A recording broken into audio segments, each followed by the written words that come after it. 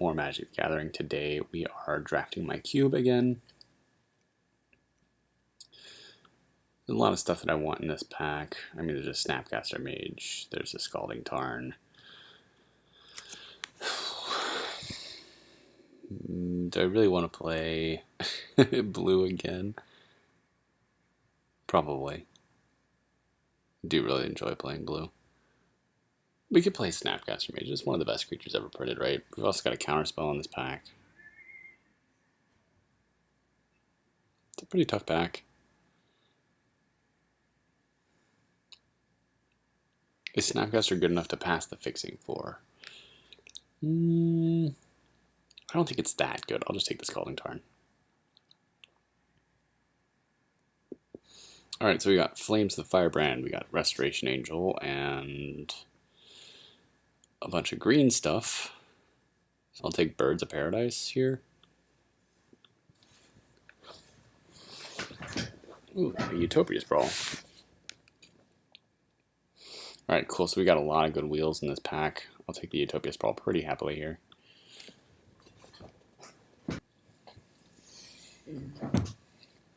Alright, so we've got Hangerback. Ooh, Nightpack Ambusher is pretty good. Hangerback, Thrashing Brontodon, Nightpack Ambusher, and Coercive Portal. And then we've also got Glorybringer, some other cards that I don't really want to splash for. I kind of like Nightpack Ambusher fairly well. I also like Coercive Portal a lot. Portal could just be the kind of card that we really want in a proactive creature deck, and it's gonna like be pretty hard to get something similar to that. Ooh, Banishing Light's good. I mean, this is more mana fixing, so we can take this if we want to go into green-white. There's also Heirloom Blade and Johnny Adversary of Tyrants. And then if we wanted to like just get a land, but I'll take the Marble Diamond here. We're definitely playing those, right? So, Deadbridge Goliath is pretty decent. I don't really like Route or Cleansing Nova here.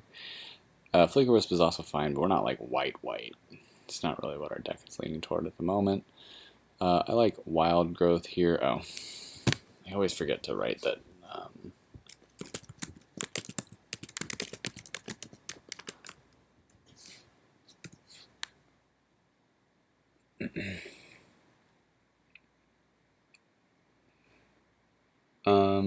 Into the North is also decent, but I'm just going to take the Wild Growth here.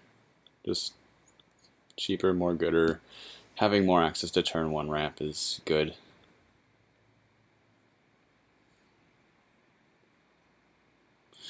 Mold Shambler, Untamed Kavu. Glyphkeeper is also pretty good if we wanted to be in Simic. Which I'm not like opposed to at this point. I mean, Glyphkeeper is a very good card. I think I might do that. Simic might be the route for us.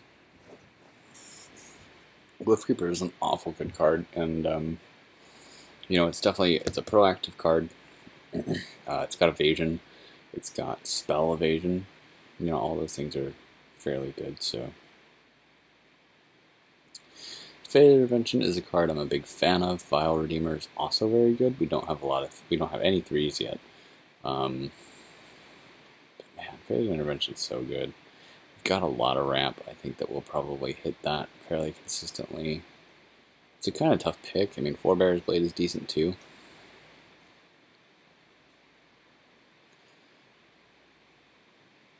I'll take the Faded Intervention. Ooh, Boreal Druid. More ramp. Nice. Yeah, I'm into it. We got 4 1-mana ramp sources already, and then a 5th ramp source with Marble Diamond, so we're pretty well set. I'm going to put this in the sideboard for now, because we don't know for sure we're going to be Simic. And I don't want to like be attached to a second color by having it in my main board. Ooh, Beast Attack versus Trumpeting Herd is a hard one. I think it's Beast Attack. Having Flash 4/4s is just really good.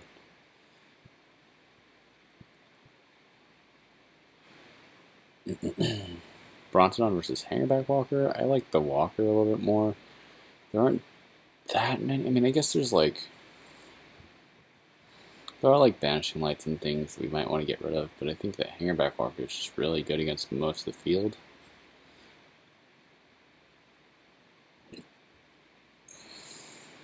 I can take the Heirloom Blade here. We're not committed to green-white or anything. Flick OS, sure. Direct, sure.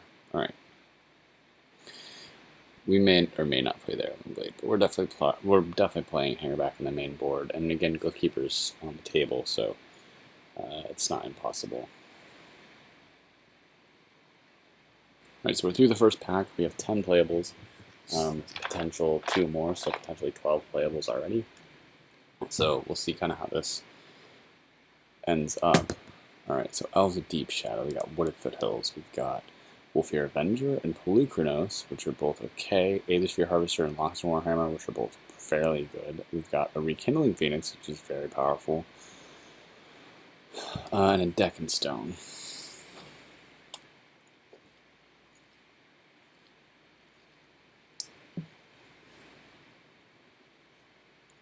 There's also a Negate, which is pretty reasonable. I'm feeling the Wolfear Avenger, but I can also see the Aethersphere Harvester. Actually, Aethersphere Harvester is just really good. I'm going to take that. It's like really proactive. There's the Steam Vents. There's Devoted Druid, Deep Forest Hermit, and Miri's Guile.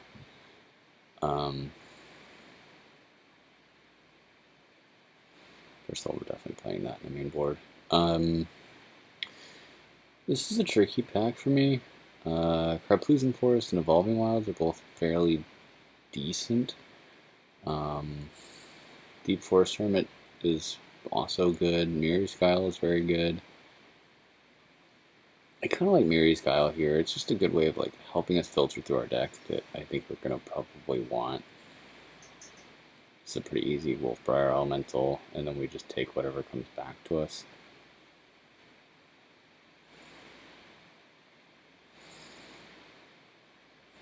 Alright, so no green in this pack. Really good options in blue between Wilkenrith, Mu Yanling, and that's kind of it. In black, we've got Gearhulk and Omnixilus. In red, we've got Chain Lightning. This is Doomblade in black if we wanted to, like, kind of go that route. Wilkenrith is just a really good magic card. More of a control card, generally speaking, but just fairly good. We'll take that, sure. This is a Kodama. There's an Imprison in the Moon.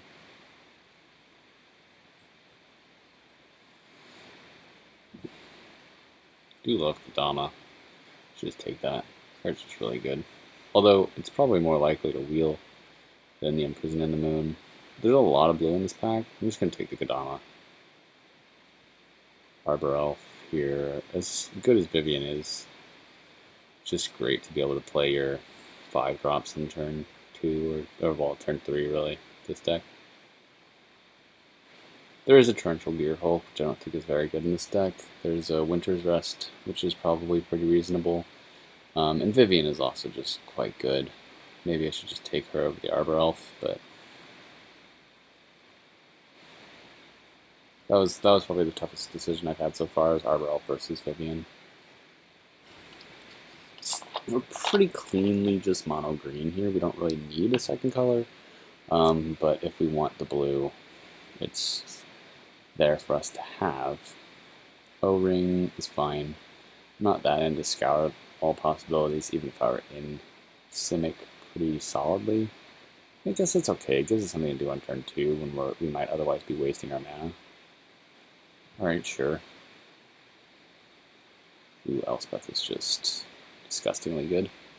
So, but I think Edge of Autumn actually is kind of important here. This is going to help us play our... Okay, come on now. This is going to help us play our deck that we want to. Okay, so we've got Loxodon Warhammer versus Pelucranos. We do have the Aethersphere Harvester for some life gains, so I think that maybe Pelucranos is just fine. Okay. Sacred Foundry allows us to maybe splash white if we want. we get an O-ring? No, we don't.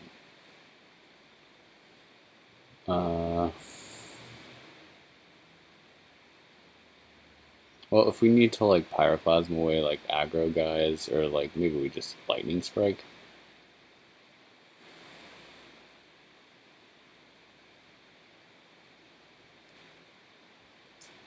This is kind of where I'm leaning. It's like this kind of Simic-y, mostly mid-range, and then has some like capacity to like play a late game strategy. What kind of probably ends up in the sideboard, but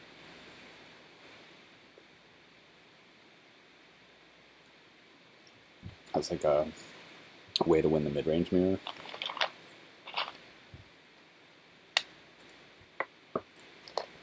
We can run probably 14 to 15 lands in this deck. Grasp of Fate is just too greedy on the mana, I think. We're not really casting Portent on turn 1, but it can help us get through our deck and find threats. Selfless Spirit is fine. I'm not super amped about it, but it's fine.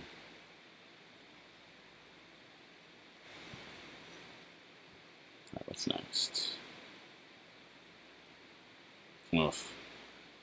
Green Elspeth is really good. Yeah. Ugin's also fairly decent, but I like Garuk a little bit more. 5 mana. It's quite good. Take Sakura Tribe Elder.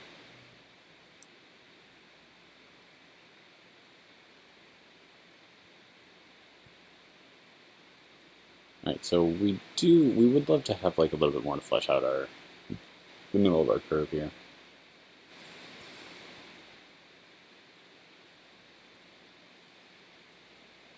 But, you know, I mean, if we play the Heirloom Blade, like one more thing, how many creatures do we have? 10?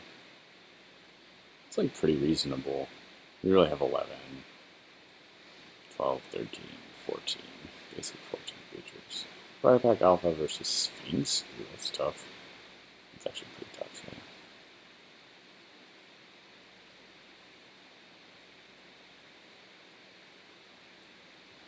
Let's look at the... Lacking a little bit on 4. Sphinx is quite good, though. Also, we're probably not playing with him. So yeah, let's just grab the Sphinx. It does cost triple blue for the 7 mana version, but even at 5, it's like fine.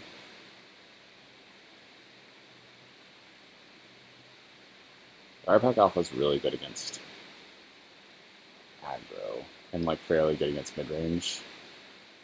Where Sphinx is like better against mid-range and control. We don't have a ton of planeswalkers in this version, so we're going to have a hard time against control, but I think this is still fine. Okay, Thornling is excellent. Yeah, that card's just a house. So 25. We can probably run one more card here. I'm not like super hype on Heirloom Blade, by the way. Sorry, Usman. He's a big proponent of that card. I think it's a good card, don't get me wrong. I just think it's a little bit weaker than some of the other options. This pack sucks for us. We'll just take the Vivid Grove. Swag Tusk and Vivian in the same pack. I'm just going to take Swag Tusk, but I think it's close. I just like having cards that say gain 5 life. This is a really good card as well. Unfortunately, we just don't have anything for the ult. Not that that really matters,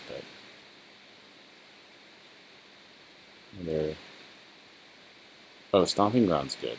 Okay, we need the Stomping Ground actually, so that helps us fix with the fetch land.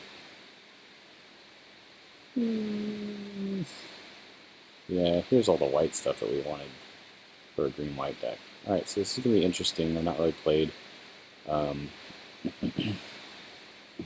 green-blue much, actually, since the revamping of the cube. So up to 27, it's a little bit high, obviously.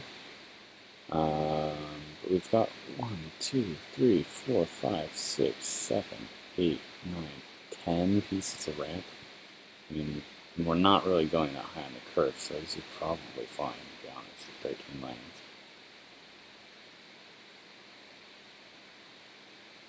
Got a lot of 5 drops.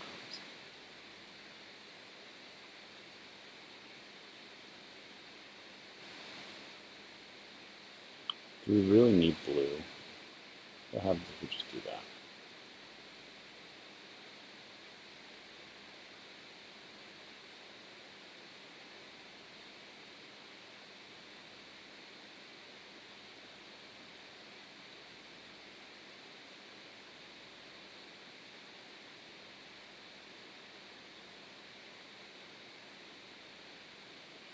I don't think we need portent.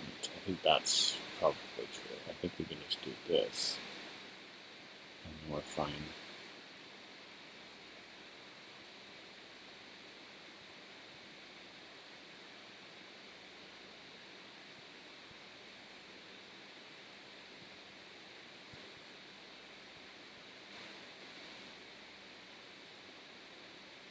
Yeah, I just don't like portent because it delays the draw.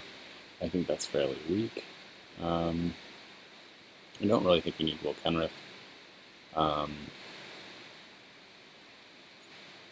If we really wanted to be...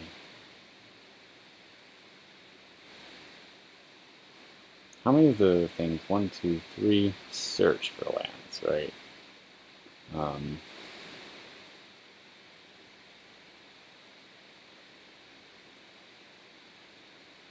We could just play Syncopate the name, which is fine.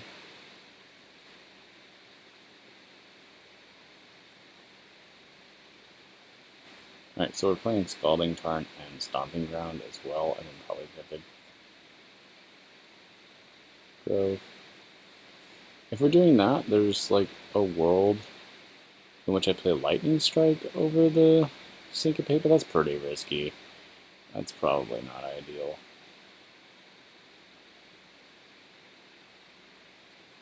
We shouldn't skimp on lands, I don't think. I think we should just cut the Syncopate. Alright, and so then we should just suggest lands. That seems about right to me. I'm pretty okay with 1, 2, 3, 4, 5 blue sources, double blue. That seems fine. Yeah, sure.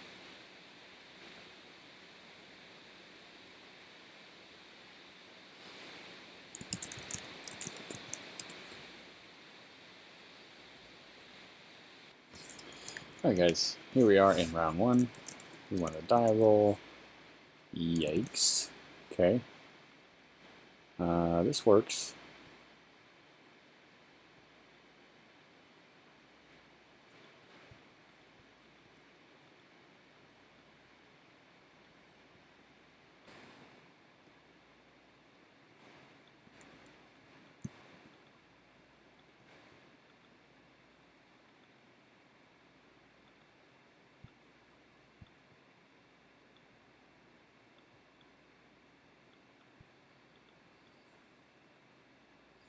So yeah, so one big, problem with our deck was that we didn't see any 3-drops, which means that our curve kind of goes 1, mostly nothing unless it's ramp on 2, and then 4/5s, right? So that's a big downside to what our curve looks like, but alright, I'll let my opponent go. I'll play Fatal Intervention at instant speed, which means I can double block the Karizev, which has First Strike and Menace.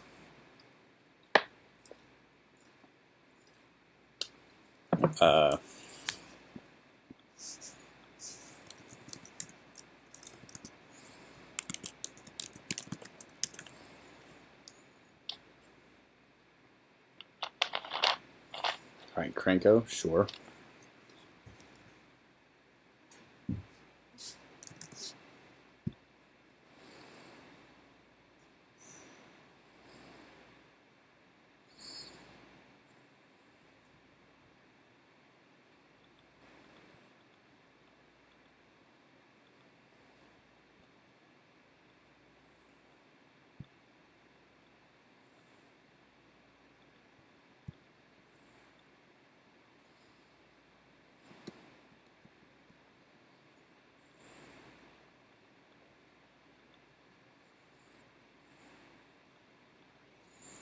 I think I'll scour here.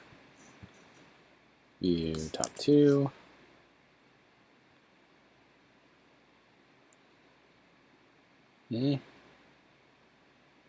Not super hyped about either of those. I need a land, so just put both on the bottom.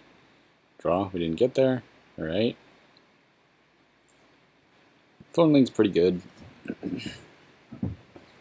I could have taken the Arbor Elf. That would have produced a lot of mana. But, you know. Again, we're kind of ahead. Boros aggro in general is going to be kind of our sweet spot. That's what we're going to do fairly well, I think. Like we have Thragtusk and Deadbridge and like all these beefy guys that are just really hard for him to deal with. So, just not particularly worried about it. Alright, so you beef your guy up. He becomes a 3/4.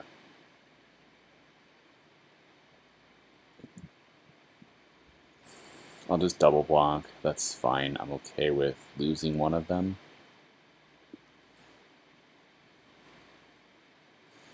I hit this for... Oh, he didn't choose to attack. Alright. Let's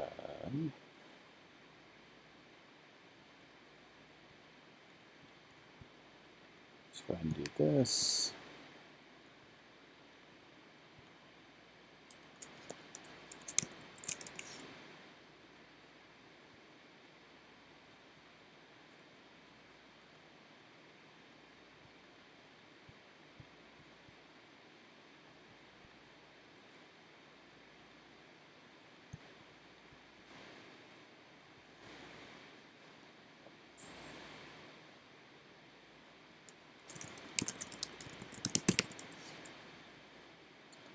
Right, so he willingly took the damage there.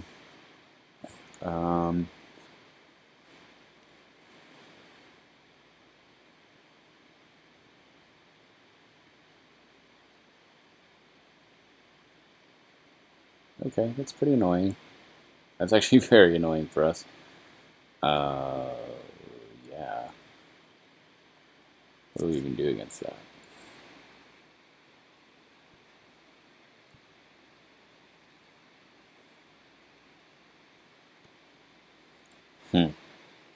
It's pretty annoying. Yeah. Just gonna play Deadbridge Goliath.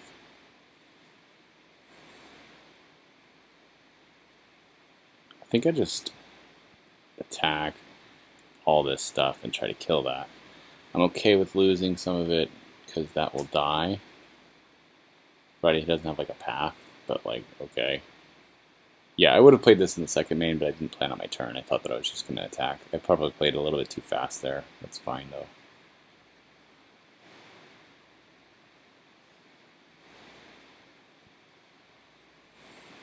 Alright. So that works out reasonably well. It's not perfect, but, you know, if my opponent chooses to attack, I can eat this. It's currently a 3/4, and it'll become a 4/5. I just eat it with Deadbridge. Yeah, that becomes pretty big. Alright. Yeah. They got the locks in the Warhammer. Alright. Well, that's actually attached to the Rekindling Phoenix. It's not. I mean, it's 7 damage, but. Okay.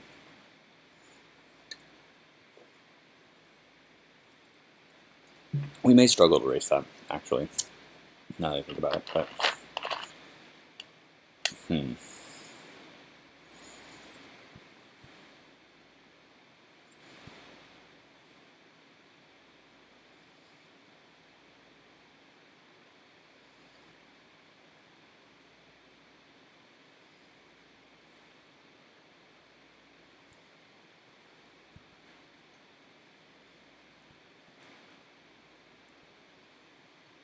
Give it haste.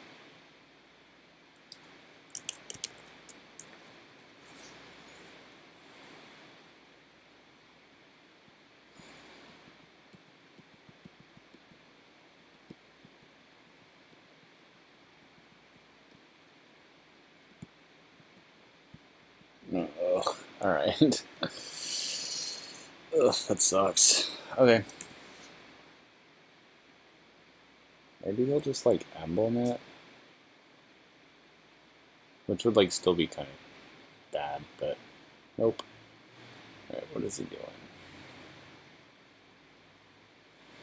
Maybe he won't target the thorn thing. Alright.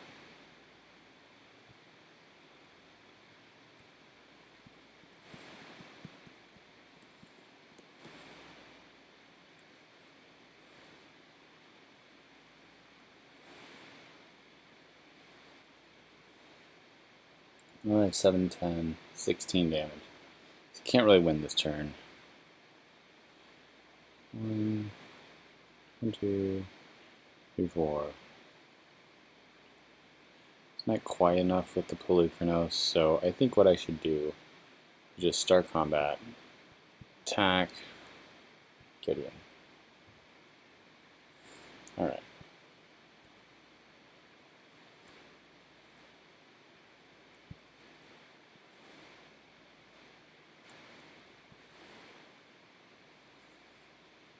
We're dead to like any burn spell, so meh. Unfortunately, Rekindling Fingers is just very good against us. Yeah, it's just kind of the ideal card to beat us, right?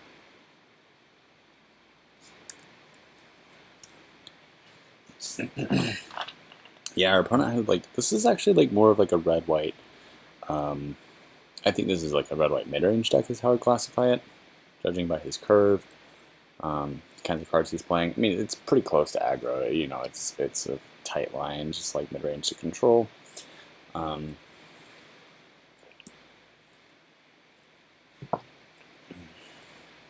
yeah, I think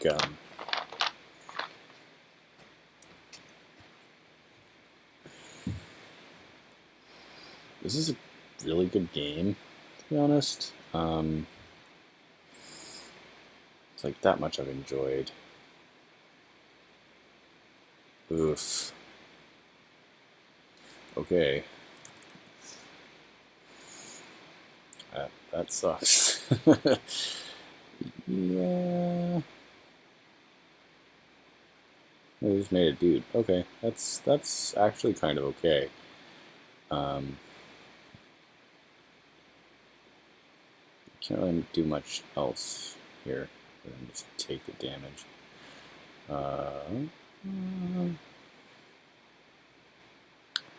Okay.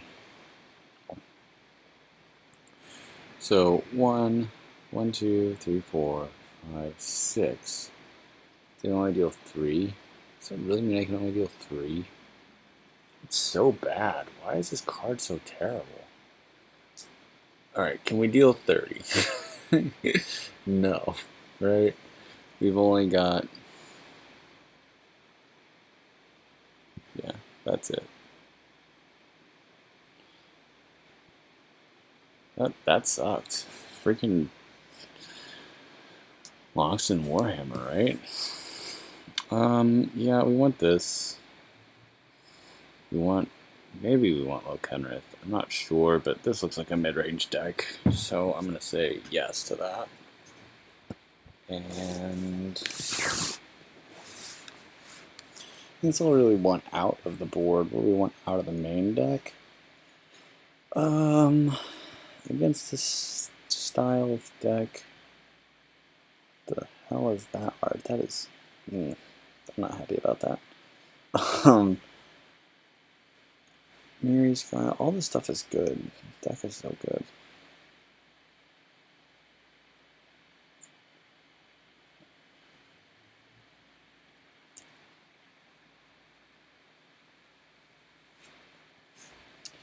Scour possibilities are like kind of mediocre. I actually also don't think Briarpack Alpha is very good in this matchup.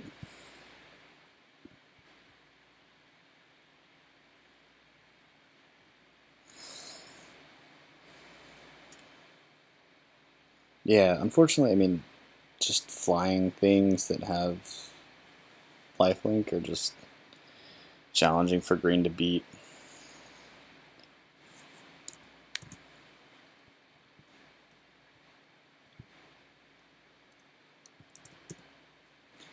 Alright, so this is pretty decent. We get to go Sakura Tri-Builder on 2. Into Pelucranos on 3. We also play Charcoal Diamond if we wanted to.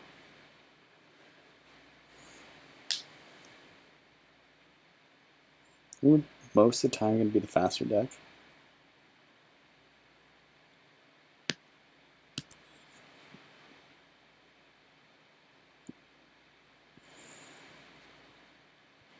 Sorry, the beat down, I think, most of the time. Because we just have, like, bigger guys. But, you know, they're on red, so, you know, their curve is going to be a little bit lower to the ground, potentially. It looked like it's about pretty similar to ours. They did get, like, some better walkers, I think, than we did. They also might have some better removal spells. If they have Kari's Epic on, too, I'm kind of peeved. Alright, that's fine. I'm just going to get a land right now. And we'll get an... I'll just get another forest here. We don't need a second island with this hand. Or, yeah, a second blue source with this hand. I think that's just slightly better. Go ahead and play Pelucranos.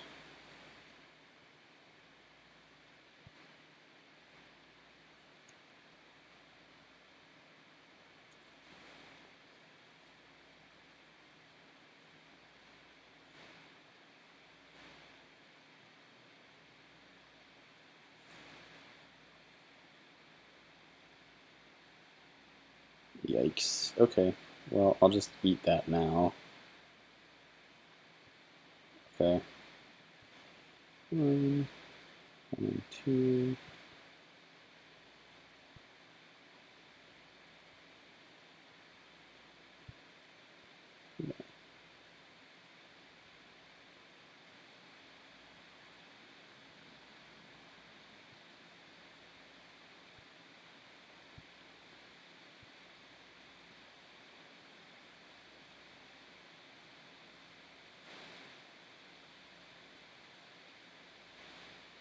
Alright, but I'll just get in for 6 there. It's like a fair amount of damage. So, you know, if we draw a land next turn, we can play our beast attack. We've got currently 10 lands left in our deck. So approximately 33% chance of drawing a land. But we get to see 3 cards, so we got a pretty good shot. Yeah, beast attack is just a really good card. Basically instant speed Flame Tongue Kavu. Most of the time. Not always, most of the time. Okay, that's kind of annoying.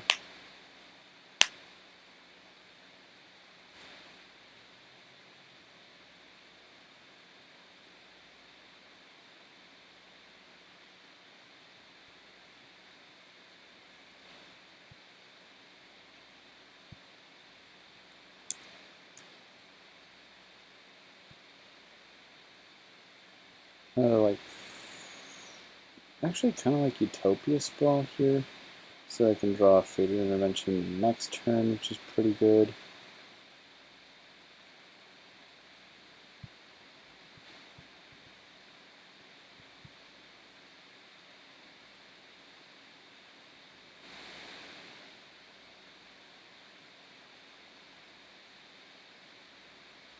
I don't really care about having 6 mana, so I'll just play this out.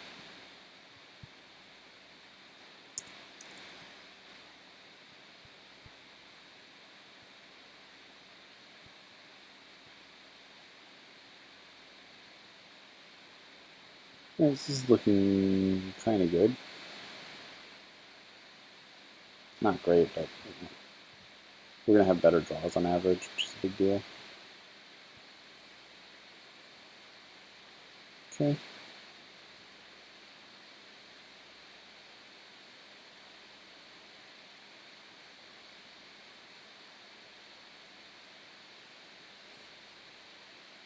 Trying to think here.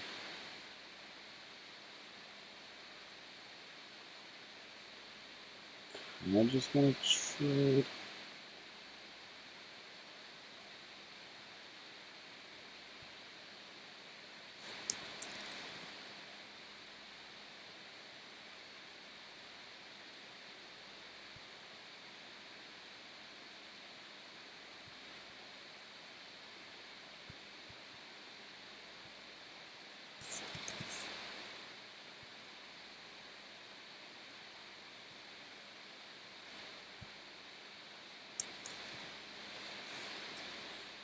Dama. I don't think we want that one. I'll just take the Fate Intervention. And I'll just go ahead and attack the Gideon.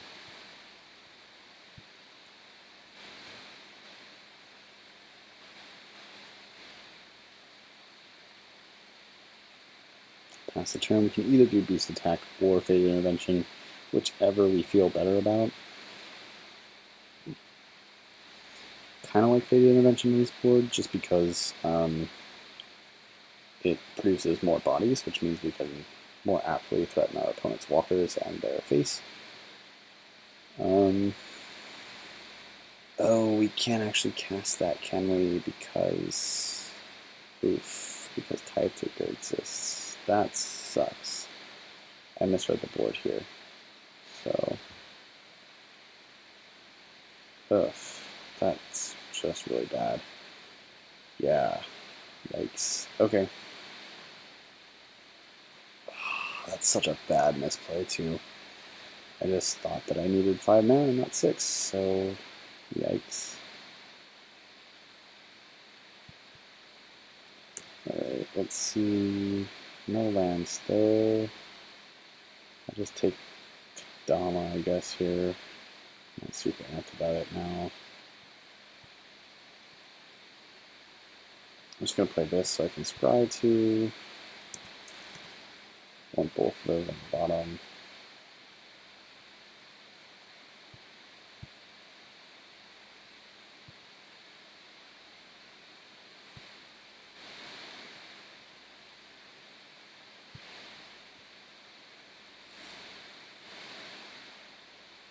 Now it's going to be a 3-4 instead of a 2-3. This is like a big misplay on my part, really. So, yeah, it's relatively unfortunate.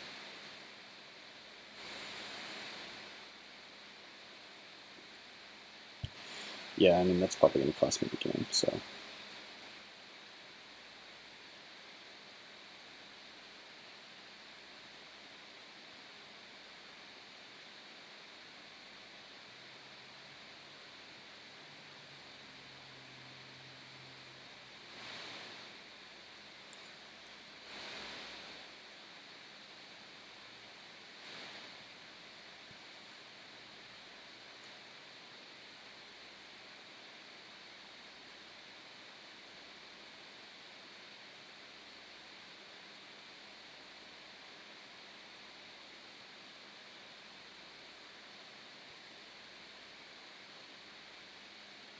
Okay, sure.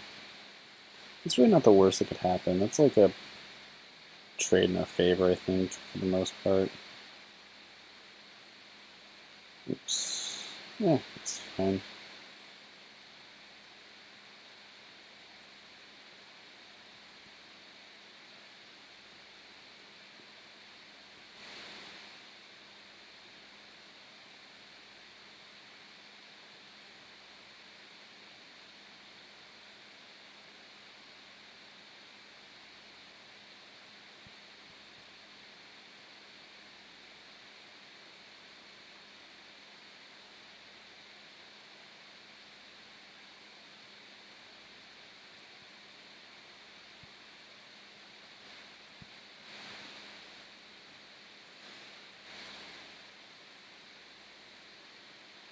So our opponent made some big mistakes that turn. Mainly, they didn't up to Gideon.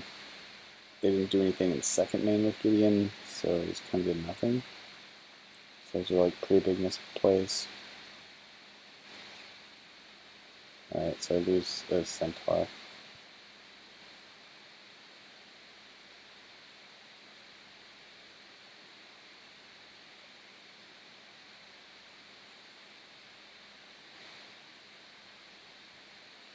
Alright, so they conceded.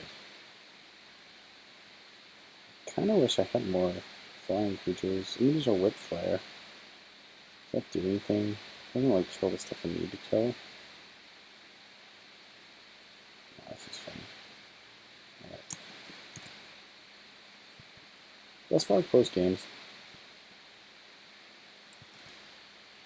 I like this hand. I gotta go turn 1 Arbor Elf, turn 2 Hangerback plus Mirror style. It's pretty good. Oof. That sucks. Yeah, it's real bad.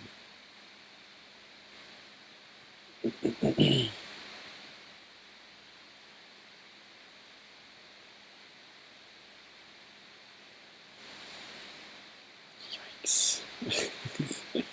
This is not much more of an aggressive start. Thankfully, we do have the hammer back.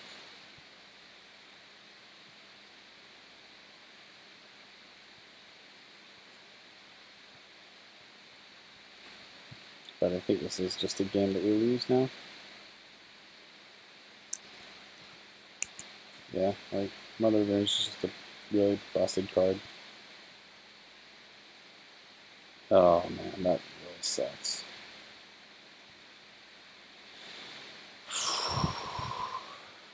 Yikes.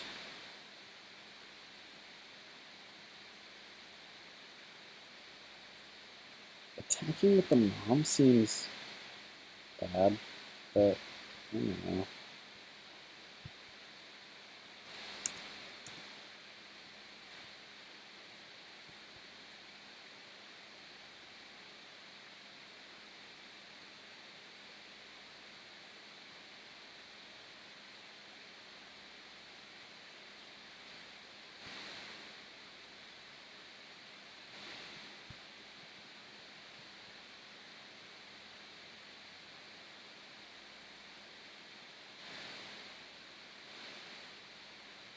Fortunately, we don't have the 4-drops, so still kind of an awkward place.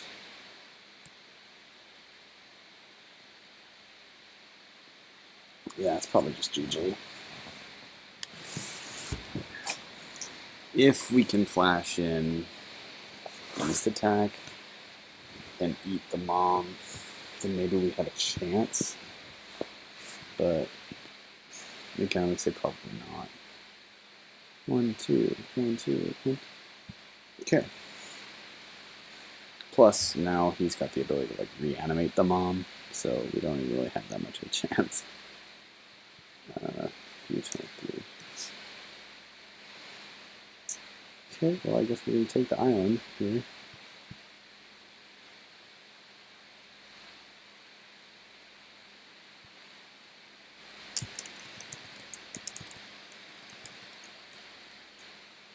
Yeah, I mean, we're playing against the perfect draw, too, for my opponent, so, you know. He's not really having a good time over here. Yeah.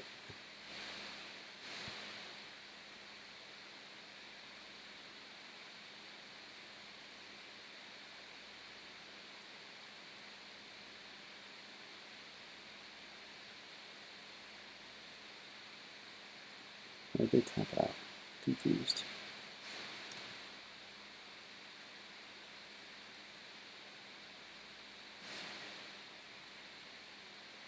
One, two, three, 4, 5.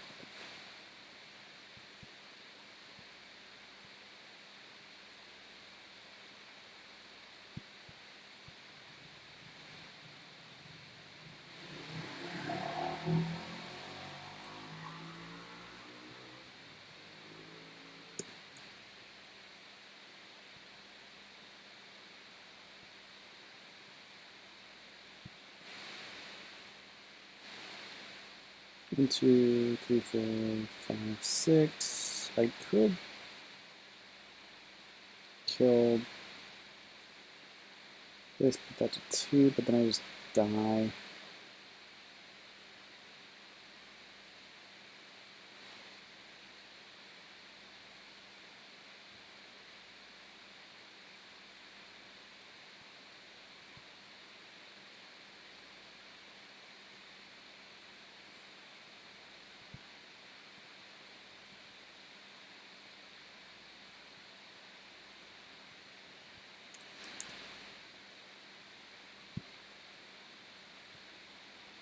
Let me kill off Gideon really quick.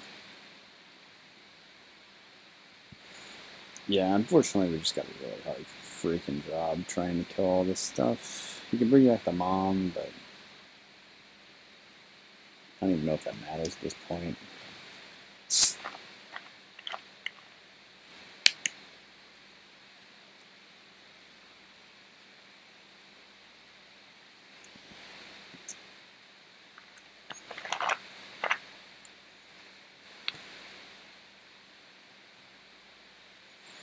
Alright.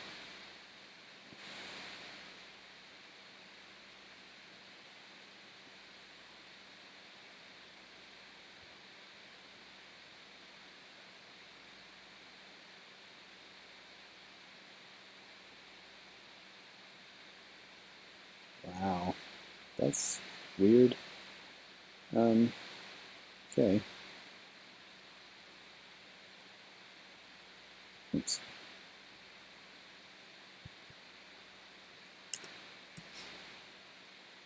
Yikes.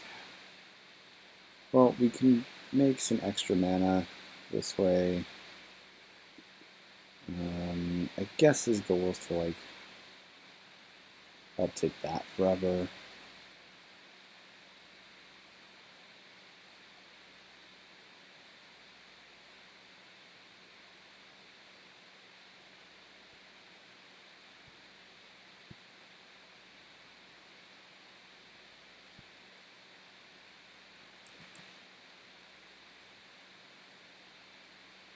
Make 6, 7 mana here.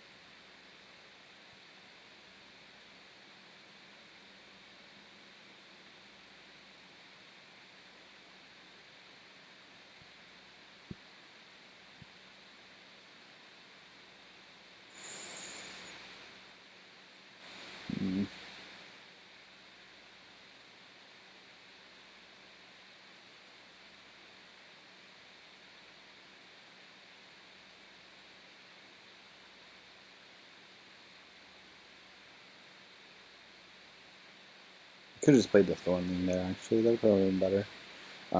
Because it's a sorcery speed only card. So.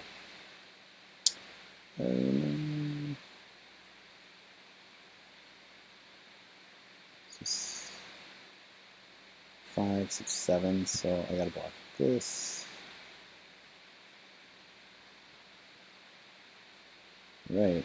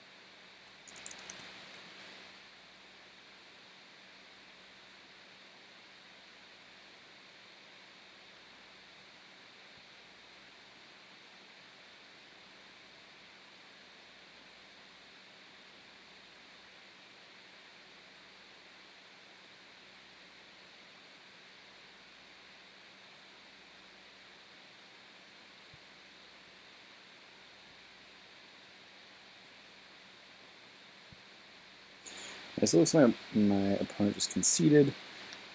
I think that's preemptive. It's such a close game.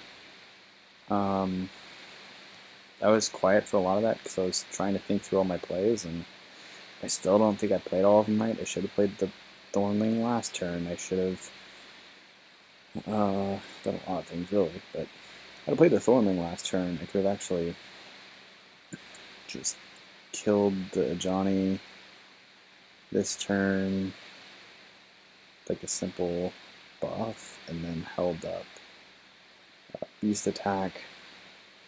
Yeah, that would have been better. But, anyway. I guess we ended up winning that. Alright, so we are back in round 2. We won the die roll again, because pure skill. This hand is not keepable. This hand is. Just going to bin the Harvester.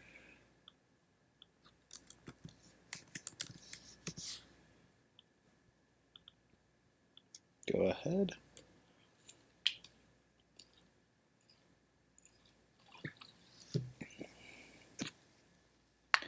Getting to resolve a turn 3 Courser Portal should be enough in most scenarios to win. Opponent's also on green. Ooh, a Sakura Tribe Elder. Kind of like Farseek here. This gets us the... Actually, we should probably just get an island, I guess. Stomping Ground would be fine. But we have the triple green anyway with Sakura Tribe Elder. And the reason I want to keep the Stomping Ground in the deck is so that if I draw the Tarn, I can still fetch for the Stomping Ground.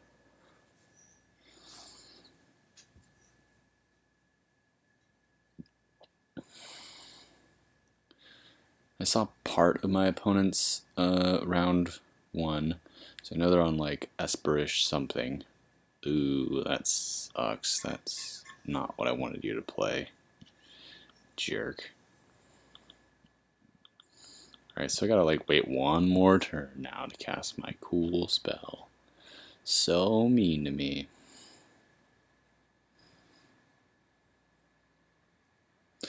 I can also just like play a beast attack next turn, eat the Thalia, and then move on with my life and play the Courser Portal.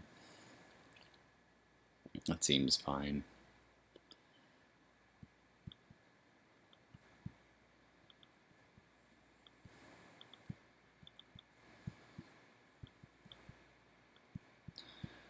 Alright, so now we've got 1, 2, 3, 4, 5, 6, 7. 7 lands left already, so that feels pretty good. It's gonna pass. We've got the Briar Pack Alpha and the Beast Attack here. I see no reason to really like push for Courser Portal except for to refuel now. So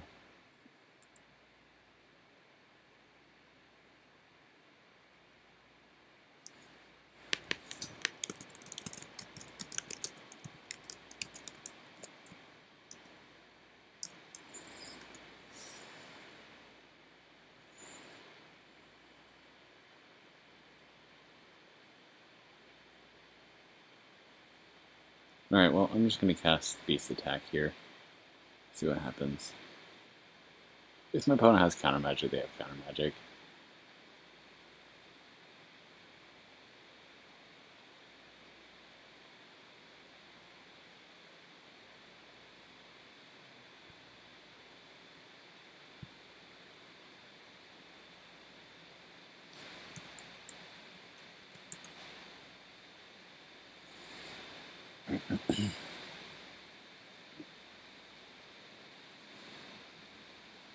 Sure.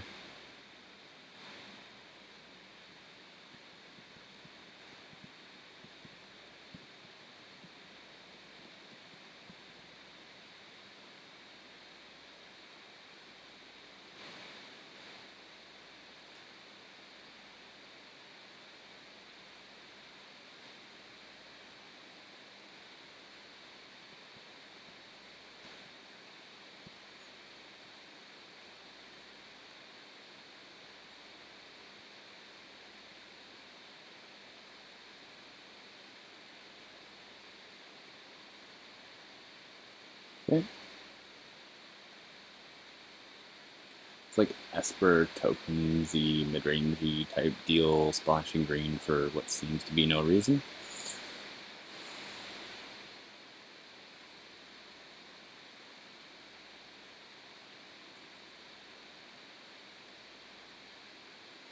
Come on, just attack with that Thalia, you know you want to.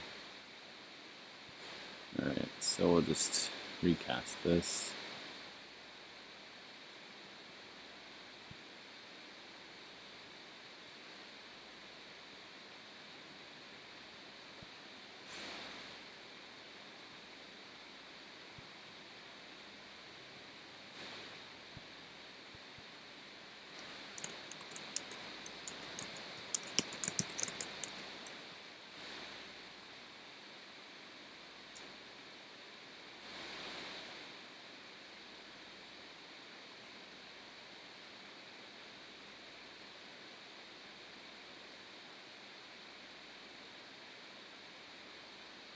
No.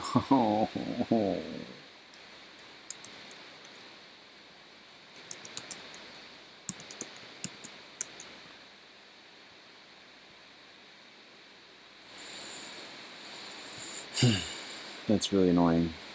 Alright, well, the good news is we can kill it with Birds of Paradise. So, if my opponent doesn't do anything, then we can get rid of it next turn. Okay. It's pretty annoying.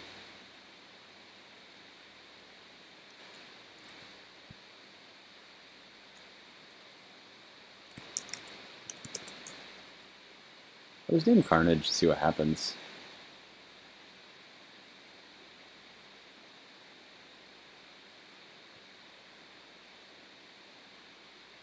Eh. Why not just play the Dead Bridge Goliath here? Seems fine.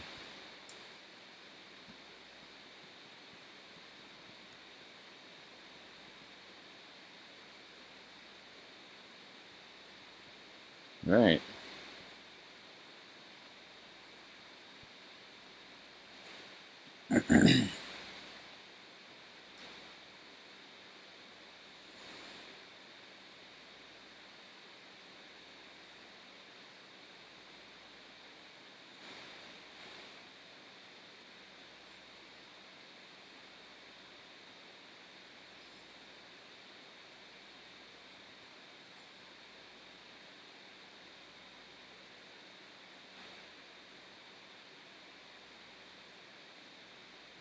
They just whiffed.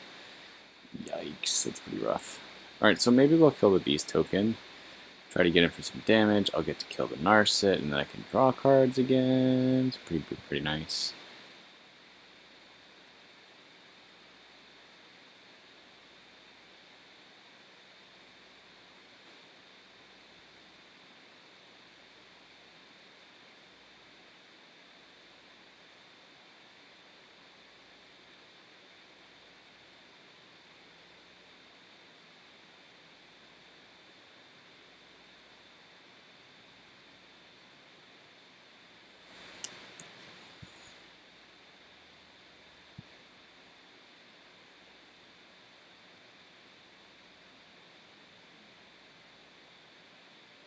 Alright, there's the go for this. Now I can feel somewhat safe in killing the Narset, which should then give me the opportunity to kind of get ahead. But, you know, I'm kind of in this weird place too where I don't really want to lose my creatures.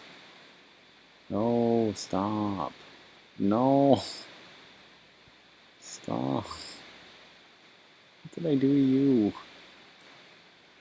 Alright, well, that's fine. You did it. Good job.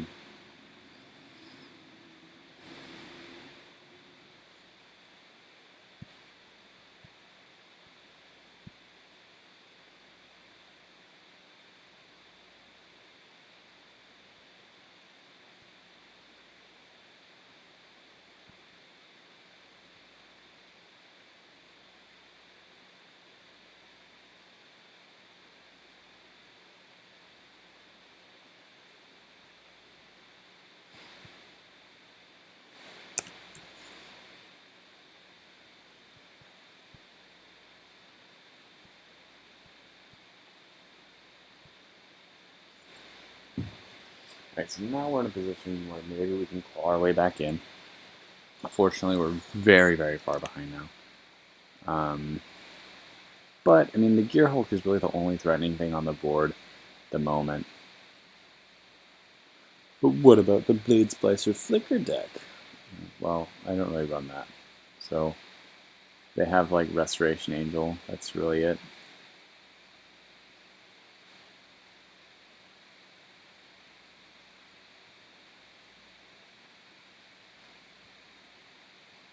Alright.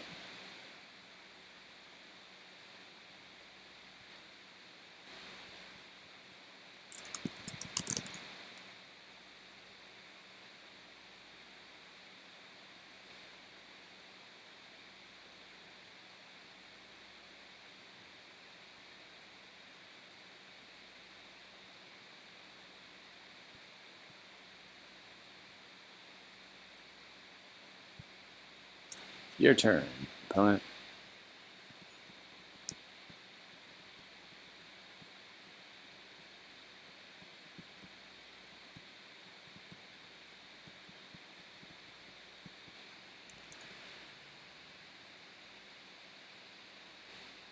Okay.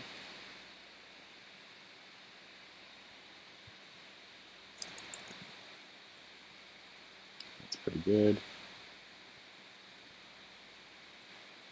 Alright, so I can eat Thalia here. I don't really have to. I'm not in a hurry.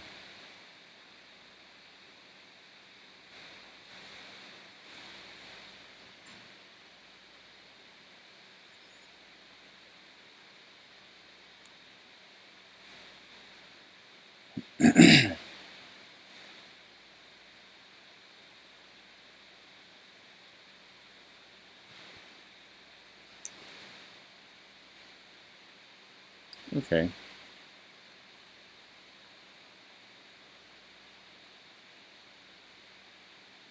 So I like wild growth here.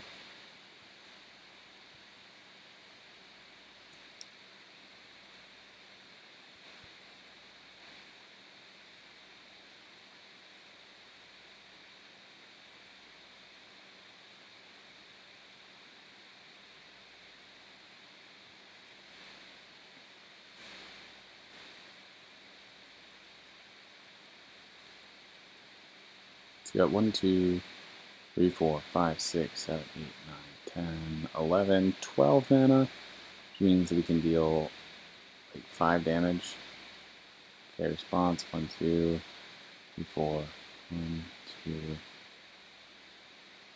3.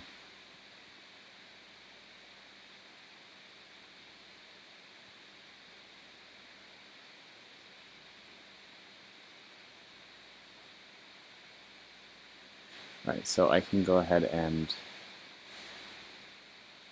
1. This is 1, 2, 3, 4, 5. So I'll kill Noxious Gear Hulk and Thalia.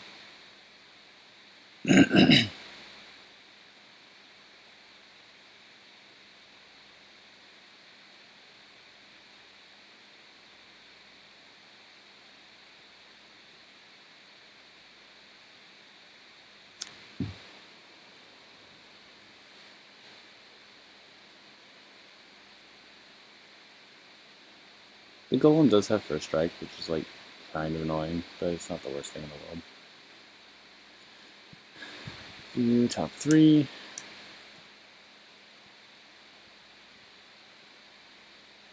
Draw.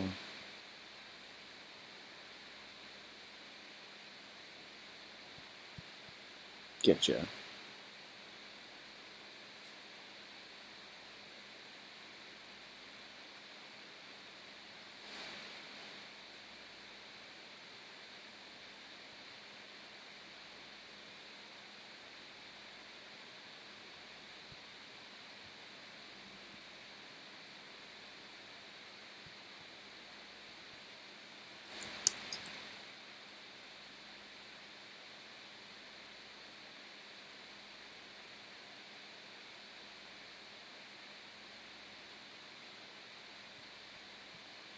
Alright, sure.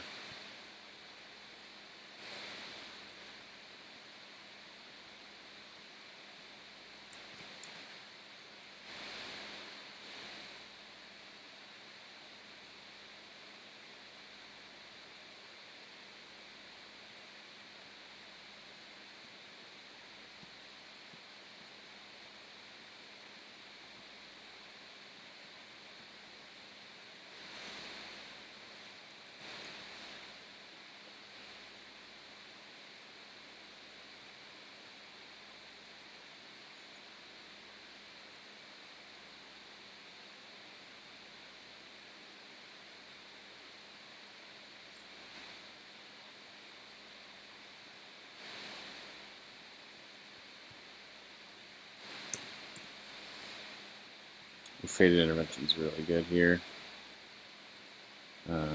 So let's go ahead and draw that. We can also, oops. Let's go ahead and play Boreal Druid first. Tap to activate.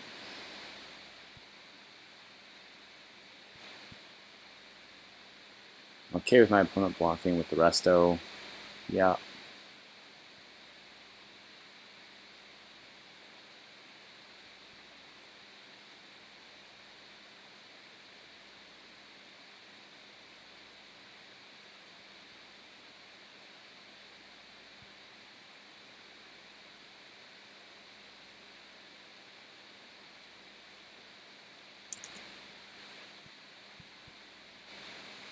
One, two, three, 4, 5, 6,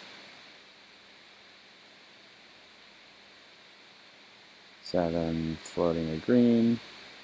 Play this from the graveyard.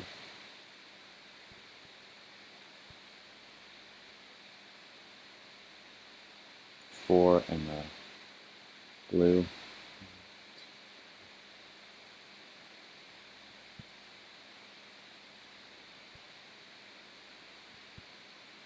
Okay, scour all possibilities.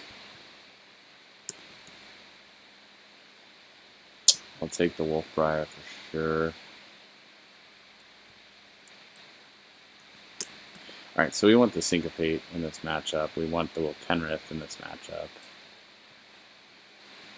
Pretty much the same as last time. Portent's okay. It's not excellent. Scour's only like fine. It's not that great. It's probably better in this matchup than in others.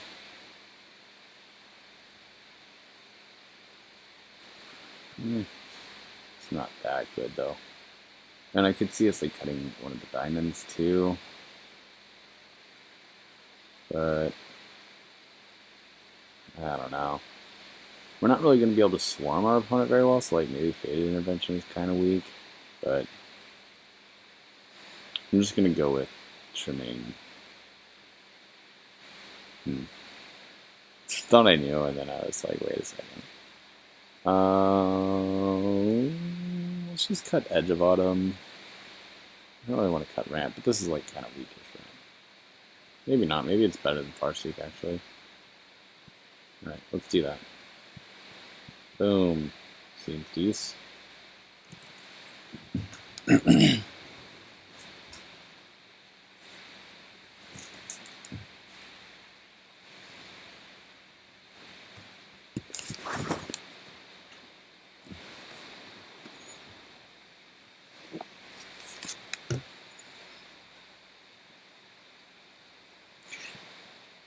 Forest, go.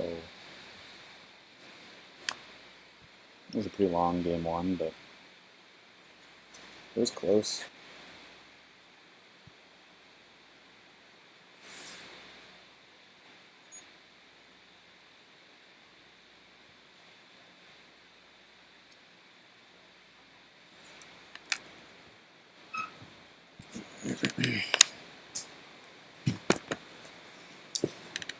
Hangerback is like fine-ish in this matchup, but again, they've got like several O-ring effects, so I'm not like super apt about it or anything. That's annoying.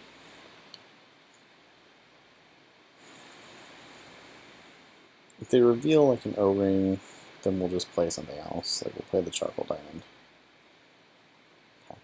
Yeah, so like we're not gonna reveal. Like we're not gonna play the Hangerback here. But I guess like it does give me a free mana, but so does just like playing this Charcoal Diamond and not getting blown out. I mean, it would let me play the Glyph Keeper, which would be nice, but whatever.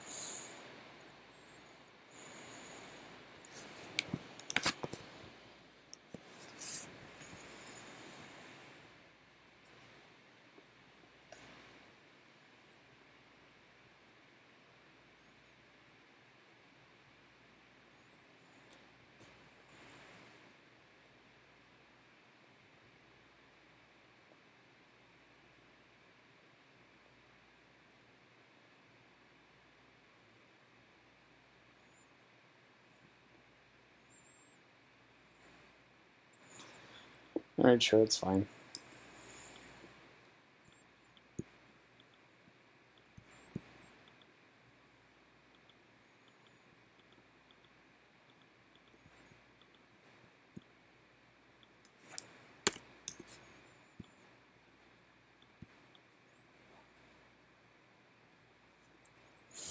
Yeah, Wolfbriar is just an insanely good card.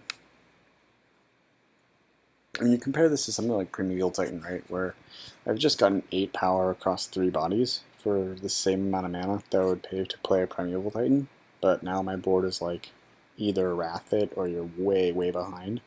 Whereas with the Prime Time, you know, you have the one body, but if they path it, you're a sad boy, right? So this is just like just a much better card, you know? So.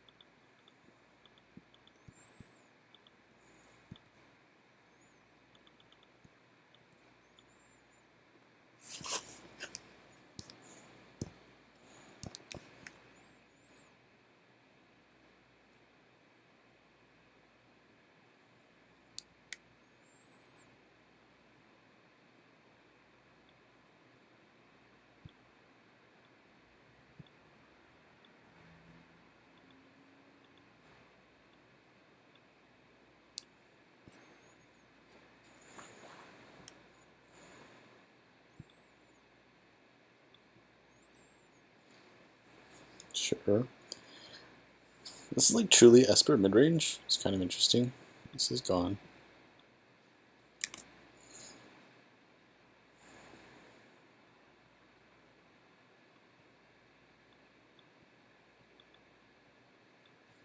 Unfortunately, we're just not very good against flying creatures, so that's unfortunate for us. I'm just going to go ahead and play Glyphkeeper here. And pass the check.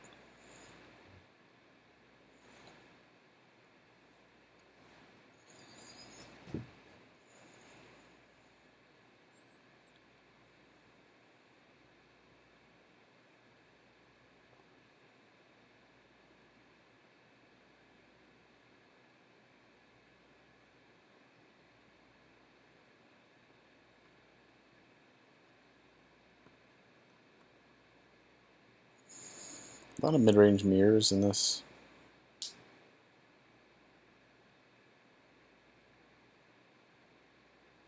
Alright, sure.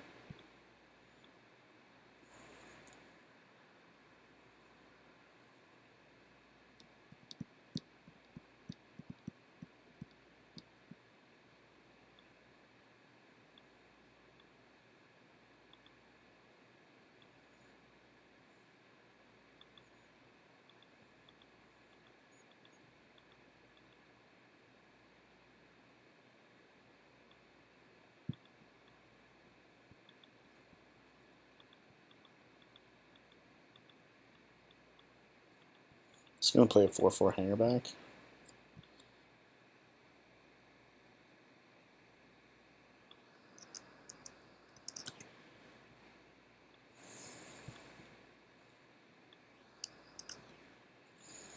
So I do want to kill this Narset at some point, but unfortunately it's just like not in the immediate future.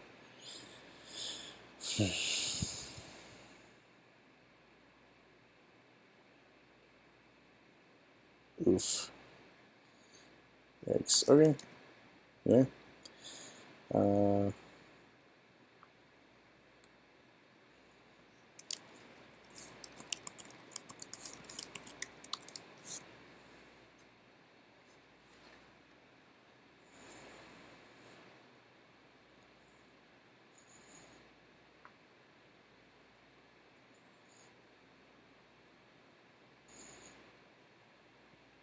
Right, so he's got Athalia in hand and a counterspell in exile. I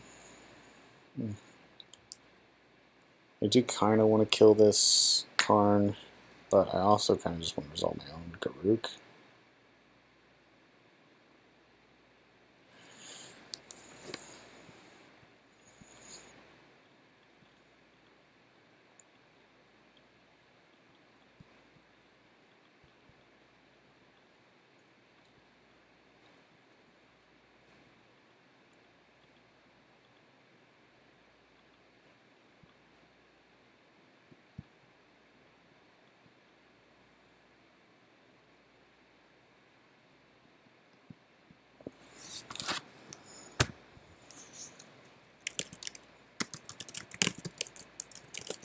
Yeah, I just realized how that works. That's really sad. Okay.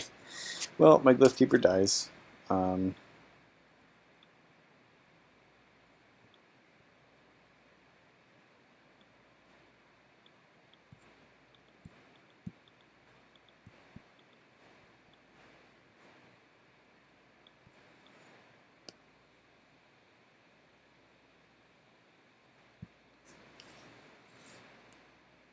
Okay, so you get Counterspell back. That sucks, but you know, what are you going to do?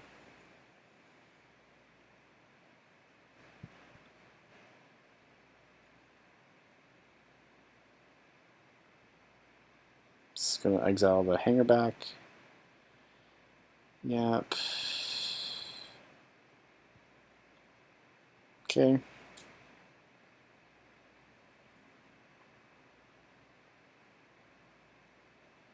Oof. Jesus. Alright, well, that's pretty aggressive.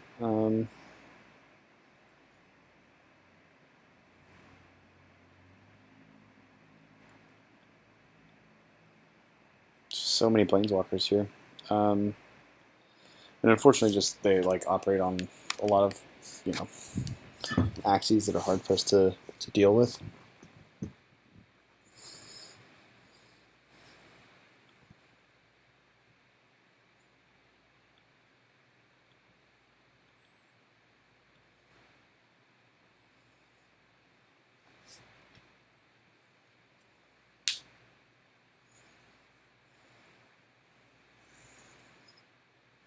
I'm just going to concede. Can't really win that one.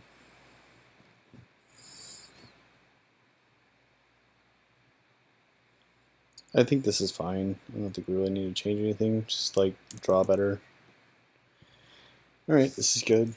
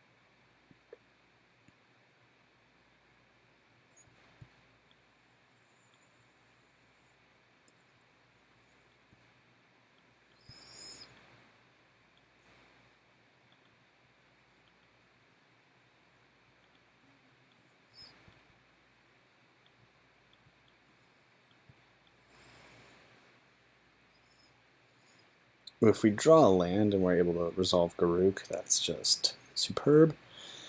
If not, obviously, Briarpack Alpha is fine at instant speed as well.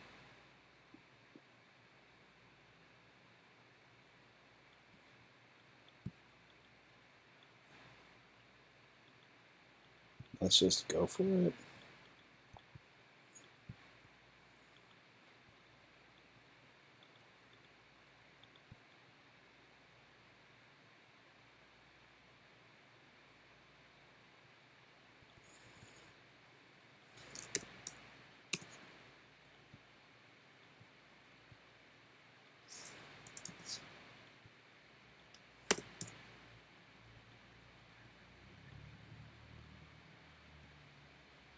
Alright, free land. I'm going to play Will Kenwith next turn, which is also pretty big. So,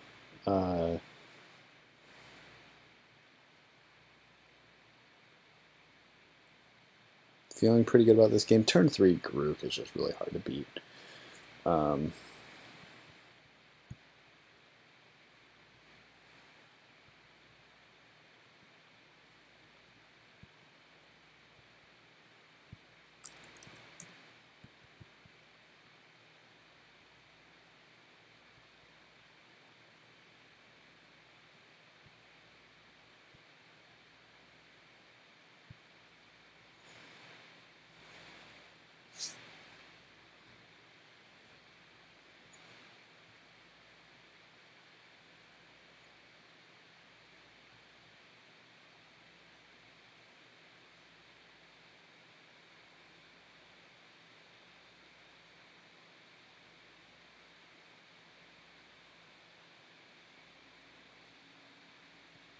Alright, sure.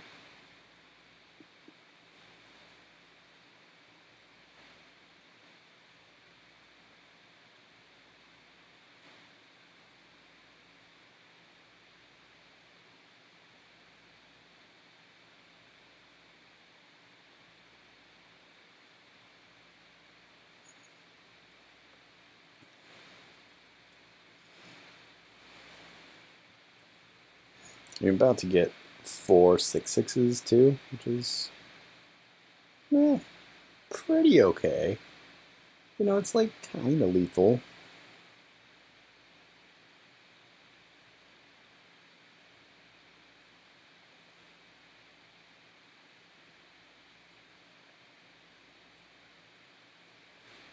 Alright, sure.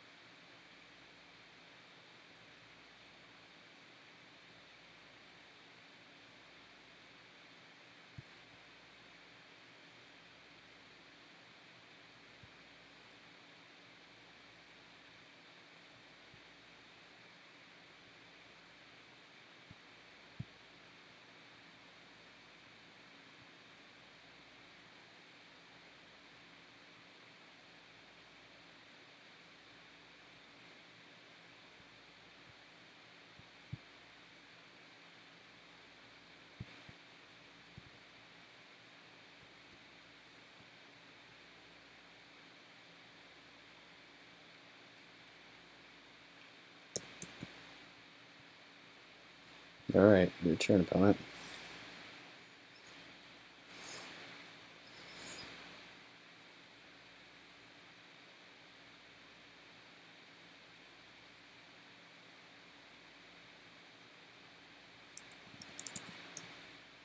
Yeah. Turn 3 Grook is just gross.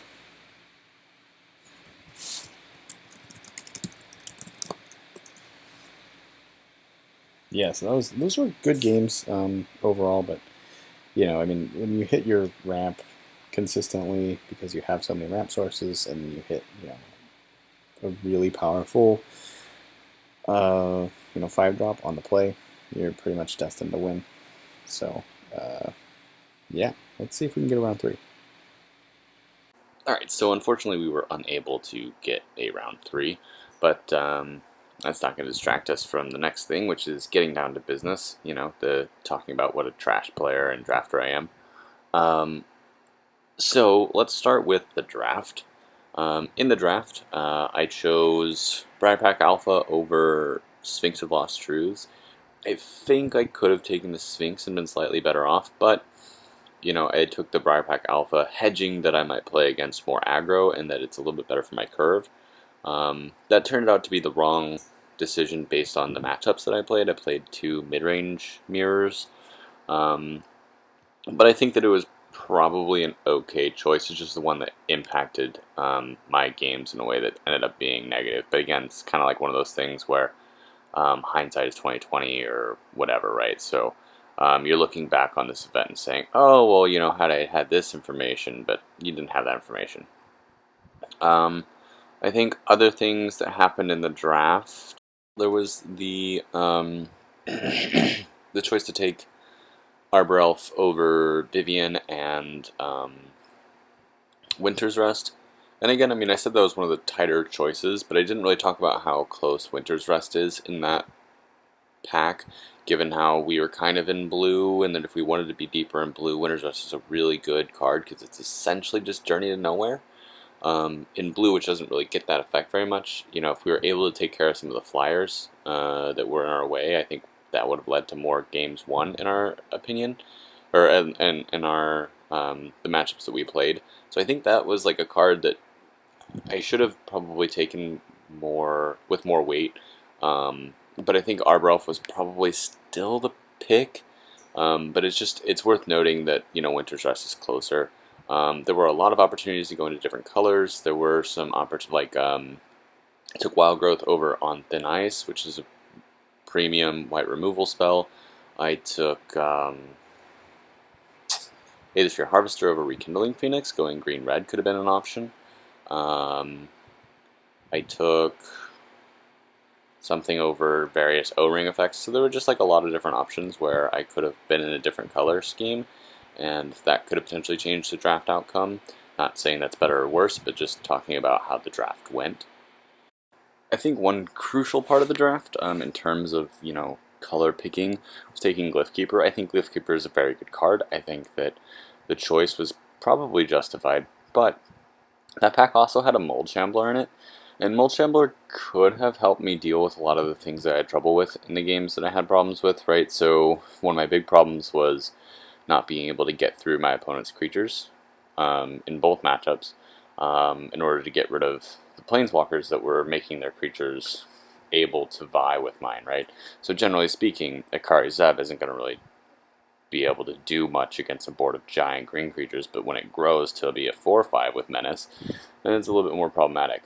And so having Mold Shambler to be like, hey, I don't really want that Ajani there, is kind of nice. So that could have been something that would have changed some things, but also, Glyphkeeper did win me some games by being an evasive beater that's challenging to beat. So I think, there's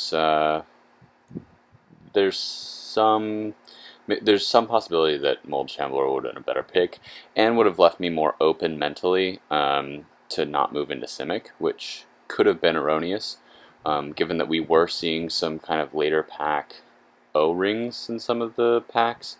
So, we could have moved into green-white, which is a little bit better positioned to be mid-range generally, at least from my perspective. I prefer playing green-white over Simic.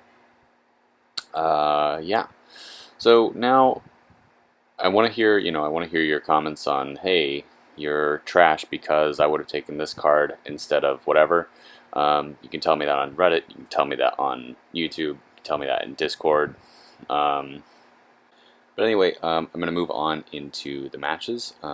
And most of the issues that I faced in the matches in terms of glaring misplays occurred because I was unable to read cards. I'd say there were like two glaring misplays that occurred. One of them was when I tried to Briar Pack Alpha my Glyphkeeper. Unfortunately, it doesn't work because Glyphkeeper will counter the first time it's targeted by a spell or ability. It does not matter if that spell or ability is controlled by you. Before that, I forgot what Tithe Taker did. Most of the time, the taxation effect on that card is flavor text. Unfortunately, in this moment, it wasn't. So instead of casting my Fated Intervention on my turn and making some bodies that could have blocked and then prevented my opponent from getting more tokens, etc., I just let them attack because I forgot what cards did. So let this be a lesson to everyone, to even if you think you know what a card does, to just look at the board closely. Some of the other misplays I brought up whilst playing, for instance, playing Beast Attacks Flashback instead of playing Thornling. Probably should have reversed the order there. The reason for those are multiplicitous. One, Thornling coming into play means that I can buff it the following turn, having more mana available. And the other thing is, playing the Thornling in advance means that I can flash in the Beast attack on my opponent's turn, which is, of course, a little bit more advantageous in terms of how I'm able to use my mana in a really sticky position. That was the game where I almost lost, but my opponent conceded. Again, I really think that they quit too soon. I think there was a lot of possibility for them to draw themselves out of that situation. But anyway, yeah, there was also that same turn that I attacked with the Glyph Keeper. I could have attacked with the Hangerback Walker, let him block with like Thalia and the Golem token, and then just brought in Briarpack Alpha to buff it. Even if it dies, I don't care because I get 4 1/1 flyers, which is pretty good since my opponent only has the 3/4 Angel, which I always forget which Angel it's called.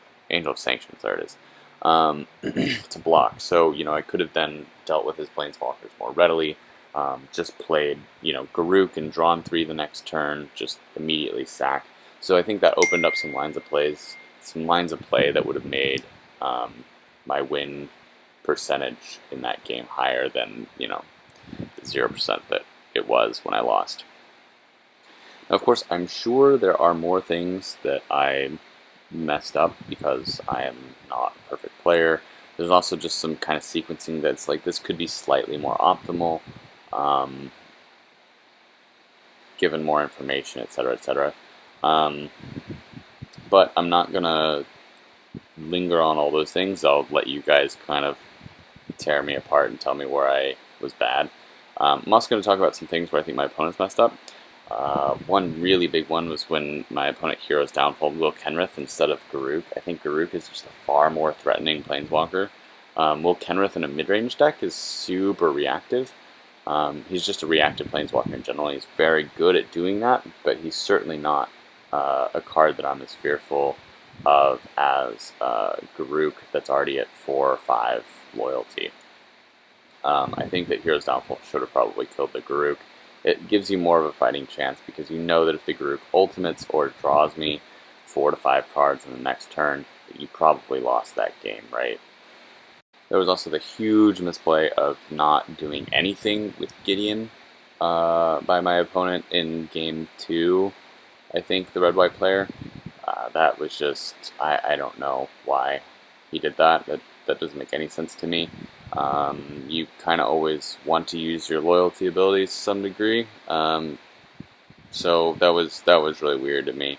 I think it was used to like kill the Pelucranos, but like why? You don't need to. Anyway, so that was like a pretty big glaring misplay. I'm sure there are others of these as well, but I'm going to try to wrap this up, and next time maybe we can delve more into mine and my opponent's misplays. So thanks for watching, guys, and I will see you next time.